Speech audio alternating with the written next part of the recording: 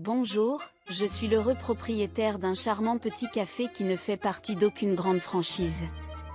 Pour m'aider à gérer le café, j'ai 2 employés à temps partiel dévoués qui travaillent avec diligence jour et nuit. Mère de 2 enfants, je prépare personnellement tous les délicieux gâteaux et biscuits que propose notre café. En créant ces délicieuses friandises, je canalise l'amour et l'attention que j'ai pour mes propres enfants, sachant que gérer un café tout en élevant 2 enfants n'est pas une mince affaire. Heureusement, mon mari joue un rôle essentiel en s'occupant de nos enfants à la fin de son travail, ce qui allège ma charge de travail et me permet de me concentrer sur le café. Mes 2 enfants m'ont incroyablement soutenu et se sont montrés coopératifs en ce qui concerne mon travail.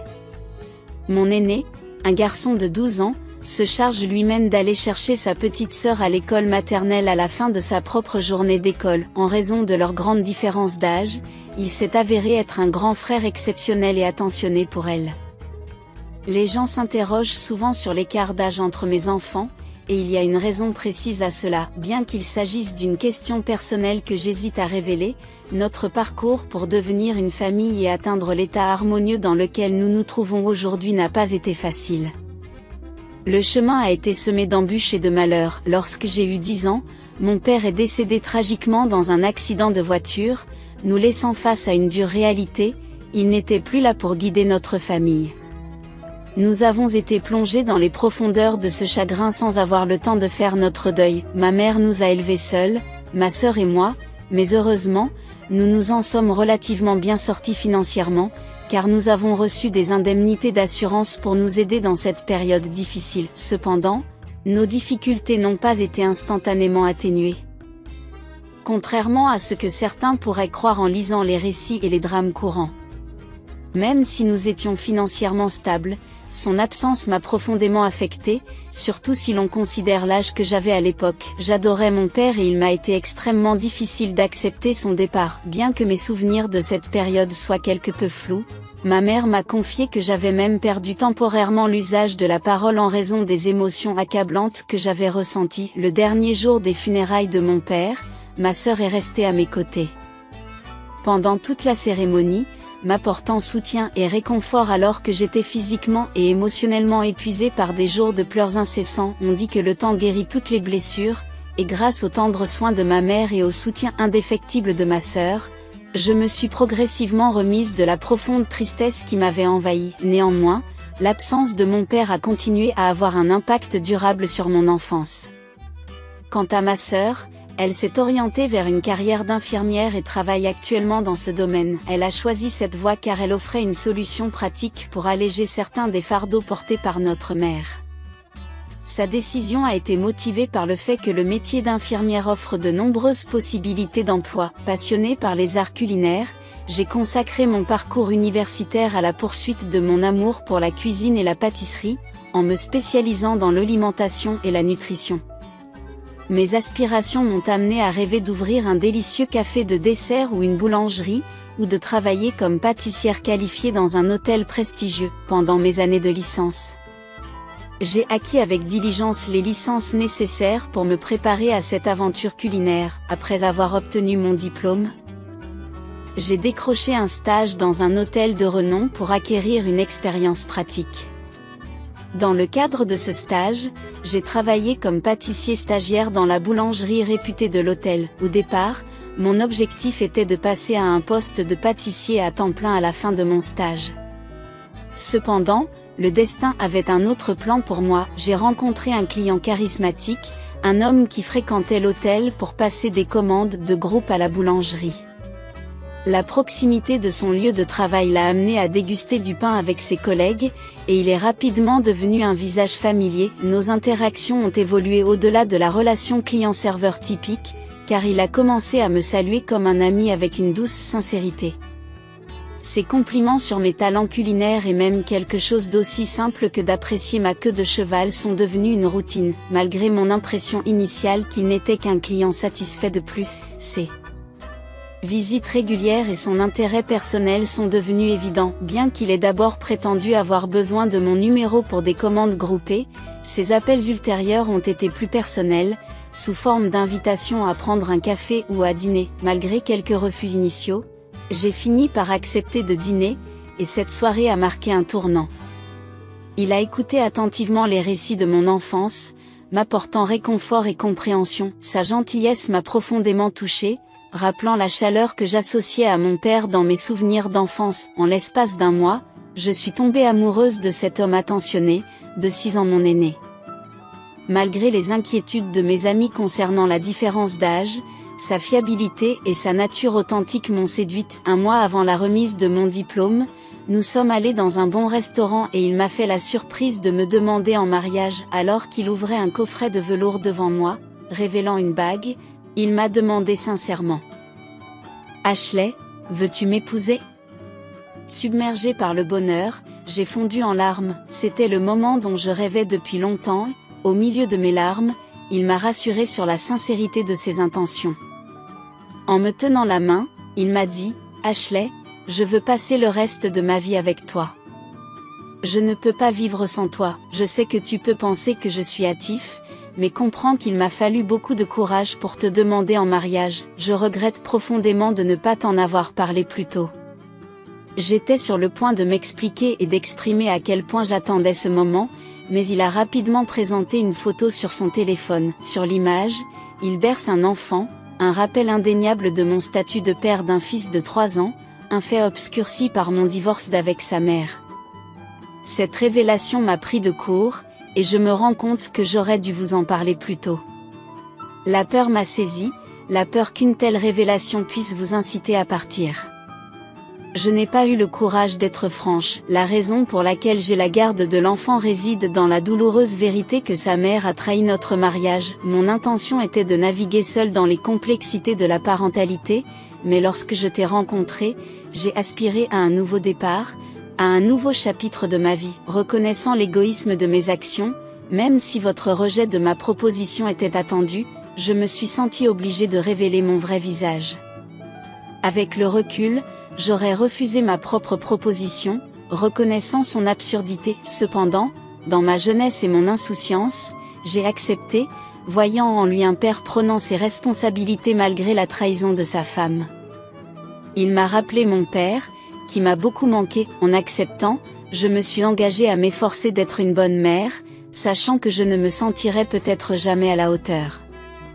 Il a exprimé sa gratitude et m'a assuré qu'il garderait un cœur reconnaissant jusqu'à la fin de sa vie. Le lendemain, je me suis rendue chez lui pour me familiariser avec l'enfant, désireuse d'établir un lien.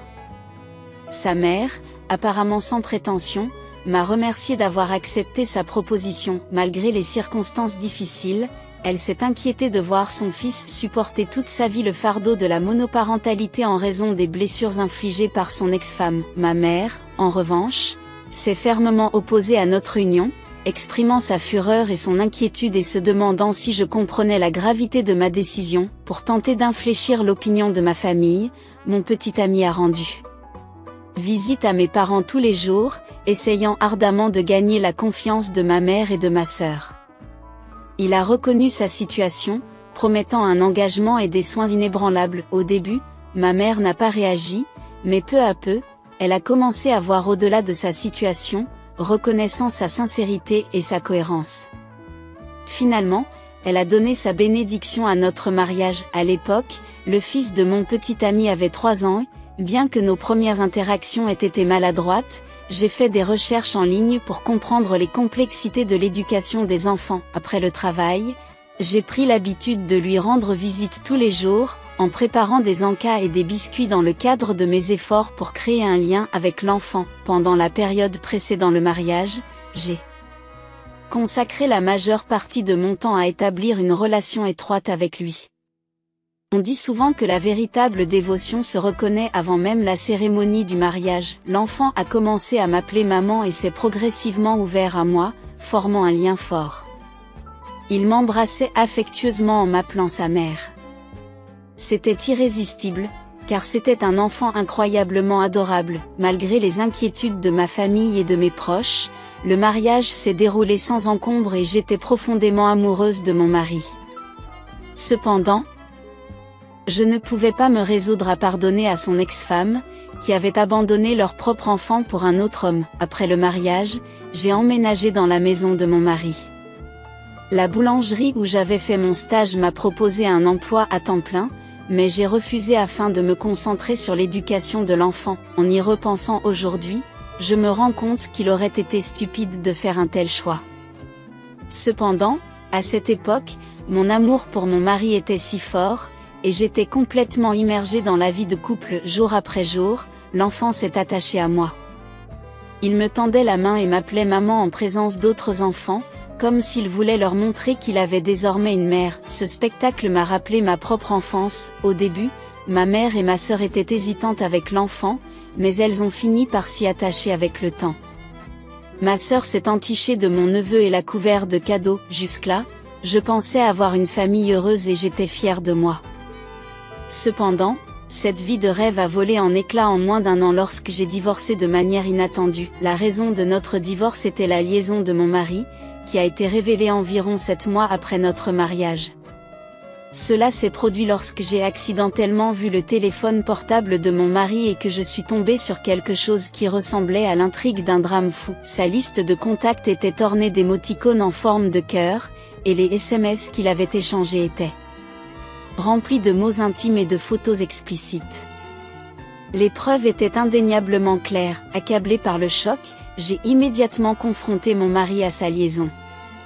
Sans grande résistance, il a admis ses torts, faisant remarquer sans ménagement que je n'étais plus attirante pour lui en raison de mon apparence usée à la maison. Je n'arrivais pas à comprendre son impudence et cette révélation m'a laissé complètement abasourdie. Malgré le tumulte intérieur, j'ai réussi à garder mon sang-froid et je n'ai pas versé une seule larme. Il est apparu qu'il avait simplement cherché une baby-sitter pour son enfant. L'ampleur du choc que j'ai ressenti est incommensurable, car je lui faisais entièrement confiance. Pendant quelques jours, je me suis sentie mal physiquement et émotionnellement. Bien que je souhaitais entamer immédiatement une procédure de divorce, je ne pouvais pas supporter de faire souffrir davantage l'enfant. Je m'étais tellement attachée à lui pendant cette courte période que j'ai décidé d'endurer la situation seule pendant des semaines. Cependant, ma sœur a fini par découvrir la vérité. À l'improviste, elle s'est rendue chez moi pour apporter des collations à l'enfant. En me voyant, elle a senti que quelque chose n'allait pas et m'a interrogée sur ce qui s'était passé. Elle m'a serré la main et m'a dit « Je comprends ta douleur. Nous pouvons guérir ensemble ». Alors que mes larmes coulaient, j'ai déversé mon cœur à ma sœur. Sa colère s'est enflammée et elle a demandé le divorce immédiatement. Je sais que tu peux hésiter, mais mettre fin à cette relation est le bon choix. Je ne peux pas supporter de te voir vivre sous le même toit qu'eux. Ne vous préoccupez de rien d'autre, concentrez-vous sur vous-même. Je te trouverai un excellent avocat qui veillera à ce que tu reçoives ce que tu mérites et que tu mettes fin à ce chapitre. Ma sœur a pris un jour de congé et s'est dépêchée de déposer une demande de divorce. Lorsque ma mère a découvert la vérité, son cœur s'est rempli de regrets, elle s'est blâmée et a versé des larmes à n'en plus finir. Elle pensait que si elle n'avait pas consenti à cette union, rien de tout cela ne serait arrivé. Témoin de la tourmente que ma mère et ma sœur ont endurée à cause de moi, j'ai finalement compris la profondeur de ma bêtise. Avec détermination, j'ai pris position et j'ai entamé la procédure de divorce, car il était la cause de notre séparation. J'ai reçu ma pension alimentaire. Mais malheureusement, je n'ai pas pu emmener mon enfant avec moi car je n'en avais pas la garde. Cela m'a déchiré car mon enfant s'accrochait à moi, me suppliant de l'accompagner. Dans la hâte de quitter la maison, je n'ai même pas pu lui dire adieu comme il se doit. Après la fin de mon mariage, j'ai trouvé un emploi dans une boulangerie locale. La douleur que j'ai ressentie m'a conduite à une période de dépression, qui m'a empêché de poursuivre ma vie quotidienne. Des cauchemars hantaient mon sommeil et des larmes coulaient sans raison. Ma sœur m'a recommandé de consulter un psychologue. Au début, j'ai résisté, mais comme mes symptômes s'aggravaient, j'ai décidé d'essayer. Au fil des séances de thérapie individuelle et des interactions de groupe, j'ai progressivement réalisé l'impact positif que cela avait sur mon bien-être. Le scepticisme s'est transformé en volonté de m'ouvrir et de m'engager activement dans mon propre processus de guérison. Au cours de l'une des séances de groupe, je me suis rapprochée d'un homme de 4 ans, mon aîné. Il avait consulté un thérapeute parce qu'il se sentait coupable de ne pas avoir protégé sa sœur, Tragiquement décédé d'une crise cardiaque causée par le surmenage de son corps. Ses organes étaient gravement touchés, en particulier son système digestif. J'ai moi aussi éprouvé un profond sentiment de honte, ce qui m'a empêché de poursuivre ma vie et d'entrer en contact avec les autres. Dans un état de désespoir, j'ai trouvé du réconfort dans cette communauté de soutien, où mes larmes ont trouvé du réconfort dans la présence de ceux qui comprenaient. Alors que l'homme partageait sa propre histoire, les yeux remplis de larmes, j'ai ressenti une profonde connexion. Nos séances ont progressé et nous sommes devenus l'un pour l'autre un système de soutien. En me tenant fermement la main, il m'a assuré qu'il comprenait ma douleur et que nous pouvions guérir ensemble. Il m'a serré la main et m'a enlacé chaleureusement, les yeux brillants de larmes. Dans ce moment poignant, il m'a parlé avec une grande sincérité. Tu as fait face à tout cela avec une force incroyable, merci d'avoir eu le courage de partager votre histoire. Votre résilience est vraiment louable, et je vous suis reconnaissant d'exister. Ces mots ont éveillé mes émotions et m'ont fait monter les larmes aux yeux. Je n'aurais jamais imaginé que quelqu'un puisse m'apporter un réconfort aussi sincère. Nous avons échangé nos coordonnées ce jour-là, puis nous nous sommes rencontrés en privé au fur et à mesure que notre relation s'approfondissait. L'affection que nous éprouvions l'un pour l'autre s'est transformée en relation amoureuse. Il est vrai que je nourrissais une certaine inquiétude, craignant d'être à nouveau blessé. Cependant, je ne pouvais pas me résigner à une vie de traumatisme, alors j'ai fait un acte de foi. Il s'est avéré être une âme compatissante, qui a progressivement pansé mes blessures. Près d'un an plus tard, il m'a demandé en mariage, mais avec une révélation inattendue. Il y a quelque chose que je dois partager avec toi, a-t-il commencé. J'ai un neveu, le fils que ma sœur a laissé derrière elle. Actuellement, c'est l'ex-mari de ma sœur qui l'élève, mais je veux prendre cette responsabilité. Si vous êtes d'accord, j'aimerais l'élever comme si c'était le nôtre. Bien sûr, vous pouvez refuser, mes parents sont prêts à prendre la relève. L'ex-mari ne leur a pas permis de voir l'enfant, ce qui les a beaucoup déçus. J'ai l'intention de demander la garde de l'enfant, ce qui entraînera une procédure judiciaire. Je vous en informe à l'avance et j'espère que vous comprendrez. La difficulté qu'il a eu à exprimer cette situation m'a mise mal à l'aise, mais j'ai reconnu l'importance de cette décision. Il s'agissait de leur petit enfant, et la famille méritait d'avoir la chance d'être en contact avec lui. J'ai promis mon soutien pendant que nous préparions notre mariage et l'imminence du procès. Alors que la date du procès approchait, une révélation a fait surface, ajoutant un rebondissement choquant.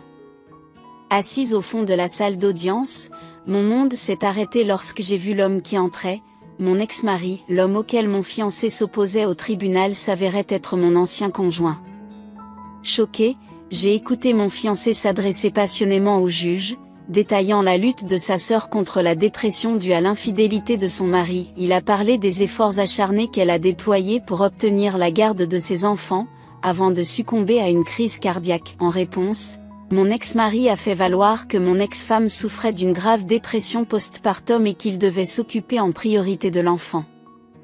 Il a nié avec véhémence toute allégation d'infidélité. La salle d'audience est devenue un champ de bataille où s'affrontaient des récits contradictoires, me laissant déchirer entre les deux camps. D'un ton fervent, je me suis exclamé qu'il y avait une absence flagrante de preuves tangibles.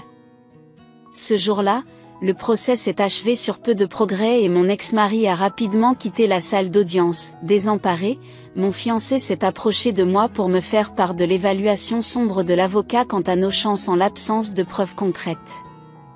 2 semaines plus tard, à la reprise du procès, mon ex-mari, m'apercevant, a visiblement paniqué. À la barre des témoins, j'ai décrit au juge la nature de son caractère, en m'appuyant sur les preuves de sa liaison extra-conjugale, une trahison qui a conduit à notre divorce pendant les préparatifs du mariage. J'ai insisté sur sa négligence parentale, en soulignant que l'enfant vivait chez sa grand-mère et qu'il ne s'impliquait pas dans sa vie. Même pendant notre mariage, comme l'a révélé mon témoignage, mon désir pour l'enfant caché a persisté. En détaillant le désir de l'enfant de vivre avec moi, j'ai décrit la gêne évidente de mon ex-mari.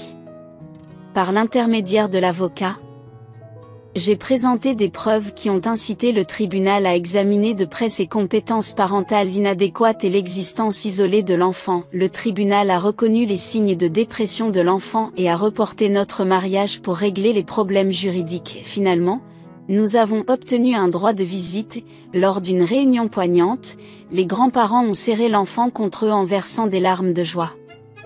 Son bonheur de me revoir était palpable, il m'a serré dans ses bras en m'appelant sa maman. Désireux de passer plus de temps ensemble, nous avons décidé d'intenter une action en justice pour le ramener définitivement parmi nous. Après notre mariage, l'enfant a assisté au mariage, ce qui a marqué le début d'une longue bataille judiciaire qui a abouti à son adoption. Le manquement de son père à ses devoirs parentaux a joué un rôle essentiel, auquel s'est ajouté le désir explicite de l'enfant d'être avec nous. Submergé par l'émotion, il s'est sincèrement demandé s'il pouvait vraiment vivre avec moi maintenant. L'assurant de notre engagement inébranlable, nous nous sommes embrassés, mes larmes coulant à flots. À ce moment-là, j'ai promis un amour et une dévotion éternelle à cet enfant, qui m'avait accepté comme sa mère, malgré mon abandon antérieur. Aujourd'hui, nous formons une famille de 4 personnes, dont ma fille biologique. Au fil du temps, nos enfants continuent de s'épanouir et de grandir. Mon fils, comme n'importe quel autre enfant joyeux, a pris la responsabilité de s'occuper de sa sœur avec une immense affection. Sans son soutien, je n'aurais pas pu gérer mon travail, ce qui fait de lui mon compagnon le plus fiable. Malgré les défis importants auxquels nous avons été confrontés, notre famille a maintenant trouvé le vrai bonheur. Il se peut que nous soyons confrontés à des épreuves mineures et majeures à l'avenir, mais je suis convaincu que nous pourrons les surmonter ensemble, en tant que famille unie. Je vous remercie d'avoir prêté une oreille attentive à mon histoire et je vous souhaite de passer des jours heureux avec votre famille bien-aimée. N'hésitez pas à me faire part de vos encouragements et de vos conseils dans les commentaires, vos likes et vos abonnements comptent beaucoup pour moi. Je vous souhaite une excellente journée.